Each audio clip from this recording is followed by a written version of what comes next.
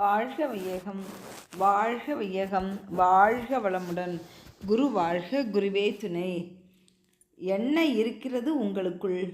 நீங்கள் ஒரு கையில் காப்பி கப்பை வைத்துக்கொண்டு அமர்ந்திருக்கிறீர்கள்.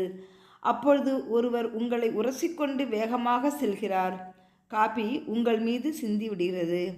இப்பொழுது ஏன் காப்பி உங்கள் மீது சிந்தியது என்று யாராவது கேட்டால், யாரோ ஒருவர் உரசி சென்று விட்டார், அதனால் சிந்தியது என்று நீங்கள் சொல்வீர்கள். சரிதானே? ஆனால் அது சரியான பதில் அல்ல. கப்பில் காப்பி இருந்ததால் அது சிந்தியது. ஒருவேளை கப்பில் தேநீர் இருந்திருந்தால் தேநீர் சிந்தியிருக்கும், அல்லது பால் இருந்திருந்தால் பால் சிந்தியிருக்கும். அதாவது உள்ளே எது இருக்கிறதோ அதுவே சிந்தும்.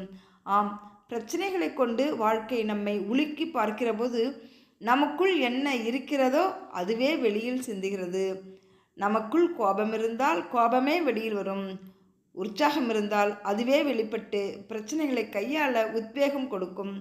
நம்பிக்கை இருந்தால் நம்பிக்கையே வெளியே வரும். வாழ்க்கை நம் எல்லோருக்கும் காலியான ஒரு கப்பை கொடுத்திருக்கிறது. அந்த கப்பிற்குள் எதை நாம் நிரப்புகிறோம் என்பதில் தான் இருக்கிறது நம் வெற்றி.